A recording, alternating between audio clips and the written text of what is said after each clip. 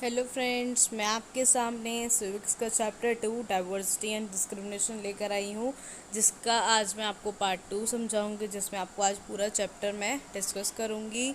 I hope आपको ये video पसंद आया होगा, तो इसको लाइक और सब्सक्राइब करना ना भूलें। चलिए लेट्स स्टार्ट। आज का हम टॉपिक स्टार्ट करते हैं। On being discriminated against people जो होते हैं कि कौन से तरीके से लोगों को डिस्क्रिमिनेट करते हैं, कैसे करते हैं। अब जैसे डिफरेंट काइंड्स ऑफ वर्क हमारे इंडिया में होते हैं, जैसे टीचिंग हो गया, कारपेंट्री हो गया, फिशिंग होगी, ये सब क्या है, बहुत सारे हमारे वर्क से जो अपनी डेली नीड्स को मीट करने के लिए, अपने लाइवलीहुड के लिए करती हैं। सो इसमें क्या है, जो लोग क्लीन करते हैं फर्श को या कटिंग करते हैं, पिकिंग अप करते हैं गार्बेजेस को, हम उनको क्या समझते हैं, लो लेवल का समझते हैं, उनको लेस वैल्यू करते हैं, उनको हम डर्टी समझते हैं, अपने पास नहीं आने देते हैं। सो ये क्या है, ये भी एक डिस्क्रिमिनेशन है।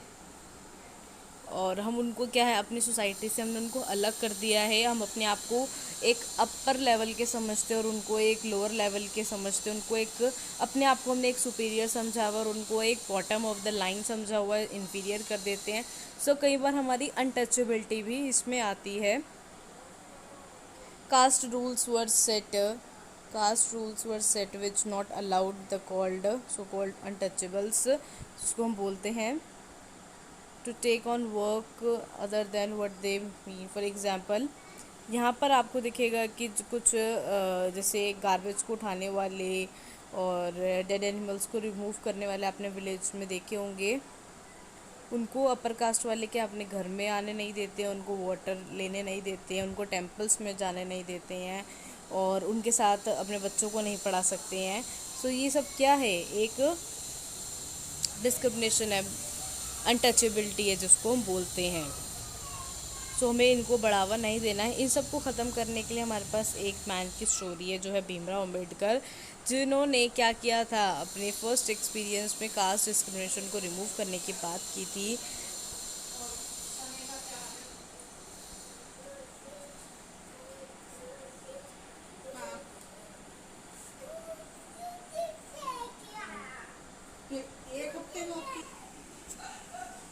जैसे कि मैंने आपको बताया था कि दलित का जो डिस्क्रिमिनेशन हुआ था उसको अबॉलिश करने के लिए भीमराव अंबेडकर, तो उन्होंने पहली बार जब 9 साल के थे तब उन्होंने देखा था ये डिस्क्रिमिनेशन और उन्होंने बहुत सारे स्टेप्स उठाए थे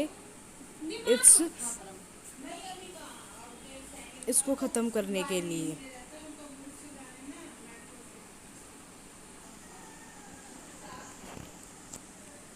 इसमें अगर हम अपने से लगाएं, अगर हमें कोई ऐसे करे, नेगेटिव या इन्फीरियर फील करे, तो कैसा लगता है कि एक अगर हम इंसान को वहाँ से, उस जगह से टेंपल में या पानी लेने ना दें, तो उसको कितना हर्ट होगा। हम इस बात को नहीं सोच रहे हैं। हम लोगों की इंसानियत हमारे अंदर की क्या है, मर चुकी है, हम लोगों के बारे में नहीं सोच रहे हैं। यही हो रहा है इस चैप्टर में भी। आपने देखा होगा कि कुछ ऐसे इंसिडेंट्स होते हैं जिसमें हम क्या करते हैं, लोगों को डिस्क्रिमिनेट किया जाता है, जिसमें दलित्स को क्या है, यहाँ पर रिमूव कर दिया जाता है सोसाइटी से। उनकी इकोनॉमिक कंडीशंस, उनको इकोनॉमिक एक्टिविटीज़ के लिए उनको क्या कर दिया जाता है, उनको डिनाई कर दिया जाता है, जिससे उनकी डिग्निटी और इफ़ेक्ट्स पे क्या है, डिग्निटी और रिस्पेक्ट पे उन पर इफ़ेक्ट पड़ता है। स्ट्राइविंग फॉर इक्वालिटी, जब हमारा देश आज़ाद नहीं हुआ था तो हम क्या कर रहे थे, ब्रिटिशर के अगेंस्ट थे, हम स्ट्रगल कर रहे थे। बहुत बड़ा एक लार्ज ग्रुप ऑफ पीपल था जो उसके अगेंस्ट फाइट किया था, जिसमें हमने सबको क्या माना था, इक्वल माना था। वहाँ पर दलित्स भी इक्वल थे, वुमेंस भी इक्वल्स थी, हमारी ट्राइबल जो पीसेंट्स जितने भी थे, उन्होंने सबने क्या किया था, सबने लड़ाई की थी। तब हमने इक्वलिटी को नहीं सोचा, तब हमने नहीं किया ये सब।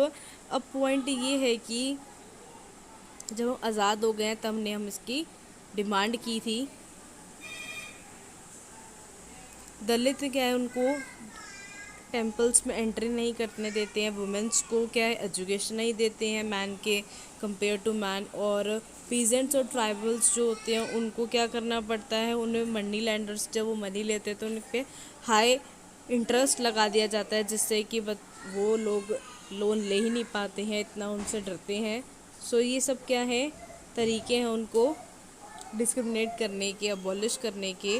हमारा इंडिया 1947 में क्या हो गया था, आज़ाद हो गया था। जब हमारी क्या है different kinds of inequalities exist हो गई थी।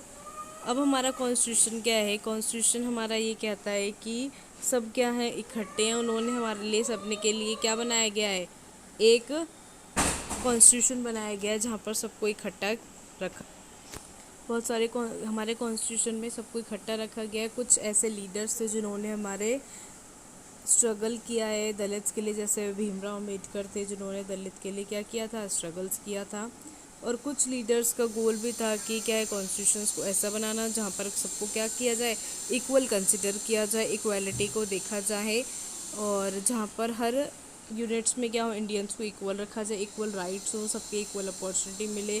अनटचेबिलिटी जो हम देखते आ रहे हैं उसको क्या कर दिए, एक क्राइम और इलीगल मान लिया, उसको अबॉलिश कर दिया जाए। गवर्नमेंट जॉब्स में सबको इक्वल रखा जाए। हमें ऐसा कॉन्स्टिट्यूशंस बनाना है जहाँ पर right to equality for poor के लिए भी हो, सबको मौके मिले काम करने के, उनके लिए कुछ स्पेसिफिक स्टेप्स बनाया जाए। जिसने भी कॉन्स्टिट्यूशन लिखा है उसने ध्यान रखा जाए कि सबकी डाइवर्सिटी को ध्यान में रखे, सबकी रिस्पेक्ट करे, सबको ध्यान रहे कि सबको इक्वल राइट मिल रहे हैं नहीं मिल रहे हैं, सबको फ्रीडम मिले अपने रिलीजन्स को फॉलो करने के लिए, अपने फेस्टिवल्स को सेलिब्रेट करने के लिए, अपनी लाइफ को फ्रीली जीने के लिए। सब पे एक लैंग्वेज ना थोपी जाए, सब पे जो उनको लैंग्वेज पसंद है वो उनको दी जाए।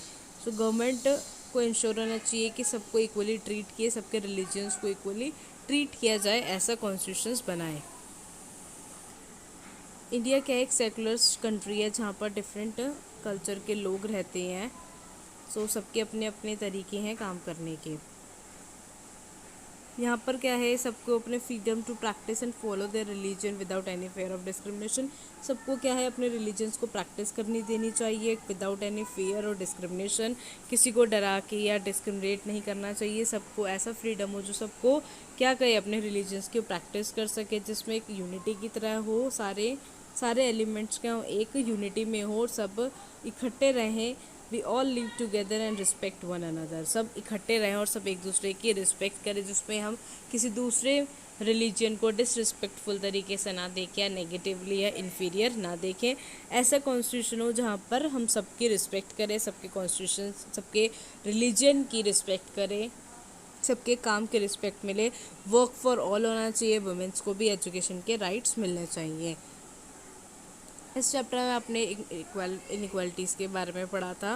पीपल कितना स्ट्रगल करते हैं, गवर्नमेंट को भी क्या करने चाहिए, पॉजिटिव एक्शंस लेने चाहिए। पीपल्स को स्ट्रगल करते हैं जिसके लिए। सो गवर्नमेंट अगर स्ट्रॉन्ग एक्शंस लेगी तो क्या होगा, लोगों की जो लाइफ है वो क्या बन जाएगी, अच्छी बन जाएगी, और इंडियंस अच्छी तरह से सबको इक्वली तरीके से देखेंगे। यहाँ पर आपने देखा होगा हमारा प्रीएम्बल, जिसमें क्या है, we the people of India having solemnly resolved the constitution India into, हमारा क्या है S3 है, सॉवरन सोशलिस्ट और सेकुलर डेमोक्रेटिक रिपब्लिक है, जहाँ पर हम जस्टिस की बात करते हैं, जहाँ पर सोशल इकोनॉमिक एंड पॉलिटिकल तरीके से लोगों को जस्टिस मिलना चाहिए, लिबर्टी मिलनी चाहिए, लिबर्टी ऑफ थॉट्स एक्सप्रेस करने चाहिए, फेथ वर्शिप इक्वालिटी होनी चाहिए, इक्वल अपॉर्चुनिटी मिलनी चाहिए और प्रमोट करना चाहिए सबको। फ्रेटर्निटी जिसमें डिग्निटी ऑफ इंडिविजुअल और यूनिटी हो जिसमें सबकी। हमारा कॉन्स्टिट्यूशन कब बना था, 26 day of November 1949 to hereby adopt enact and given to ourselves this constitution. Preamble एक हमें यही सिखाता है कि हमें कैसे रहना चाहिए, कि इंडिया को सॉवरन रहना चाहिए, सोशलिस्ट रहना चाहिए, सेकुलर, डेमोक्रेटिक और रिपब्लिक। सो आई होप आपको ये वीडियो पसंद आया होगा। इसको लाइक और सब्सक्राइब करना ना भूलें। Okay, thank you.